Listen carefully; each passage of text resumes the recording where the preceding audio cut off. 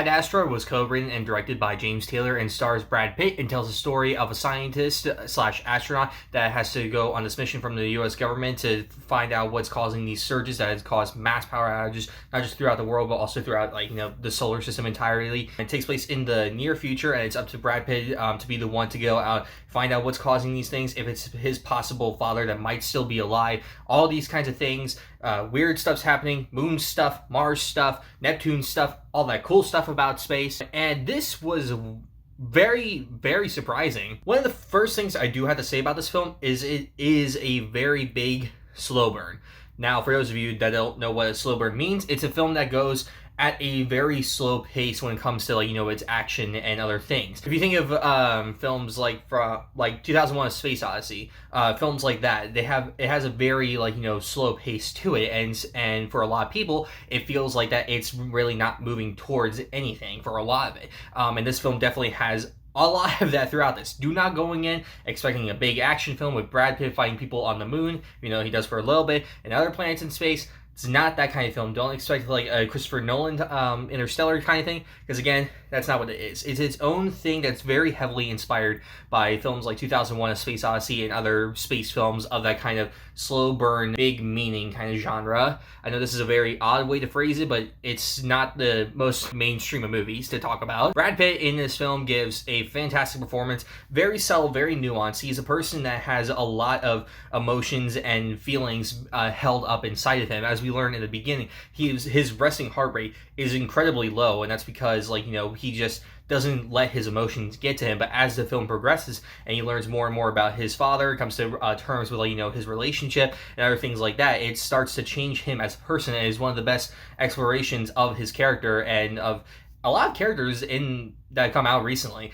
Just the way that the film goes about it and how it just explores this one man's mind, and how not only space travel can affect something like that, but also how a person themselves can hold in their emotions and how much it affects them, was a very interesting thing to explore. And I thought that Brad Pitt gave a fantastic performance and showed it very, very well. As in terms of the rest of the performances, most of the main actors or big name stars in this film aren't in the film that much. Like Liv Tyler, who plays his wife, she's barely in the film at all. She's in less than 2 minutes of the film. It barely has any screen time. I could say about Donald Sutherland, Tommy Lee Jones, and other cast members. They're just in the film so little, which was one of the more interesting decisions that the film made. But it helps because this is not their journey, it's Brad's journey and Brad's journey alone, which is a very interesting thing, because in films like this, you would expect there to be more cast members, more side characters, to fill up that space. But surprisingly, it keeps it very self-contained in terms of this one person, despite it being this large, ginormous journey. It was a very interesting choice, and I can feel some people will think that's kind of dumb, but for me personally, because of what the journey that Brad is going on, I feel like that it was a wise choice. The effects in this film, I love space movies. I love movies about space that take place in space, all that, and just the effects of pretty much every space movie I've seen have just been incredible. Gravity, of course, as you all know, you've seen Gravity. I know you've seen Gravity. The effects in that film were beautiful, just fantastic. And Martian, those were great. Interstellar and other space films that have come since then have been fantastic, and this film is no exception. The effects in this, are fantastic. I feel like this would be a case of if Stanley Kubrick was still alive and made another space film today, this is what it would look like. And it's particularly on the Mars sequence, when he's on Mars and everything like that. The sets, the cinematography, the lighting, it is just so different. It feels so Stanley Kubrick. I know I keep relating to it a lot, but those are the vibes I got, and I think those are the vibes that James Taylor was going with.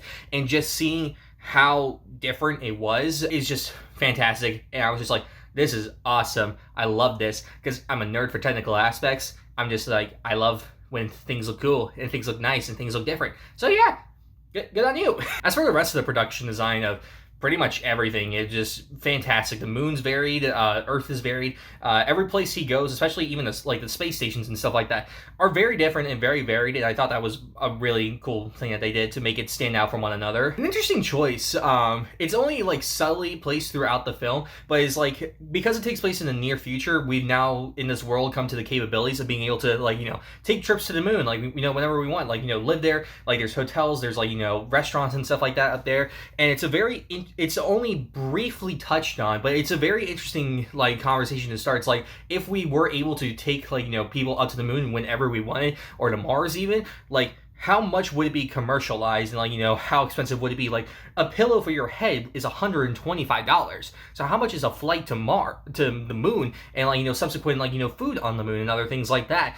As well as because like it's the moon, no one has territory over it, so there's like people fighting up there like to claim territory and stuff like that. So again, it's very interesting the world that this film crafts, and I would love to explore how else everything works, especially like on other planets like Mars, because like the trip there was like 19 days from the moon to Mars was only like 19 days. So it's like, where else like could they go? It's very interesting, the things that this film proposes, and I would have loved to see it explored even more. Something that was very interesting about like the overall story of the film is that while at times it feels like it's meaning to ask big questions like is there other life out there, like what's our purpose in like this world and things like that, while it seems to ask those questions, it's not really focused on answering those questions, which I thought was a very interesting thing to do, because like what his father's mission was to find other life out there.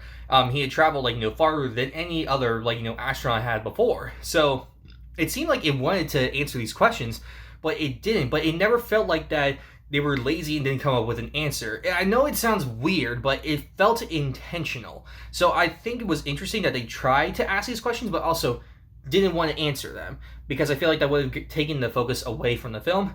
I don't know. I don't really know to say if that's a good thing or a bad thing. I just thought that it was interesting. I would say probably the only like negatives of the film are really with Brad's like character and his internal struggles, like with his father and then with his wife.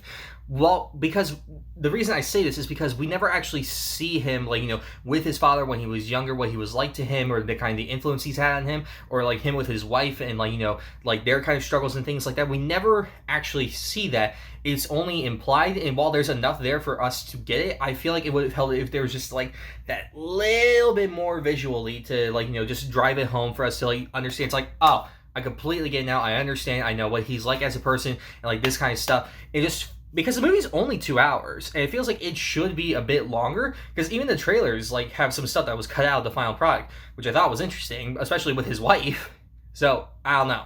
I feel like that the film could have benefited more from that, and we could have gotten even more for his character, but sadly they're just kind of left out, which is odd. And same with like other big name actors. Like they have interesting stories and characters, but they're not really explored, again, to make Brad the centered focus, which can be both a good thing but also a bad thing depending on who you are. In the end, I found Ad Astra to be a very good film, very entertaining, visually, production design wise, it is just fantastic. It's just drenching in beauty, and that's really the best words I can use to describe it. The acting, especially from Brad Pitt, was just fantastic. Cinematography, every technical aspect about the film was fantastic. Sound design, oh, beautiful space sound design, and just the writing and direction from James Taylor was fantastic. I thought that Ad Astra was a great film, and if you enjoy slow burn films, definitely go see this. But if you're looking for something like more action packed or more like intense, this is not going to be the film for you, and you're not going to find a whole lot to enjoy. I'm going to give Ad Astra an 8 out of 10. I'd highly recommend you check this one out, and even give it a chance. Like if you're not a fan of slow burn films, you might find something that you like in here. I knew nothing about the film going in besides Brad Pitt in space. That's all I knew, and I found it to be a very enjoyable experience, and I think you will too if you give it a chance. That was my review of Ad Astra. I hope you all enjoyed. Make sure you leave a like, share this video with everyone, subscribe also, because that's cool, because I want those numbers to go up, and I will see you all next time. All right.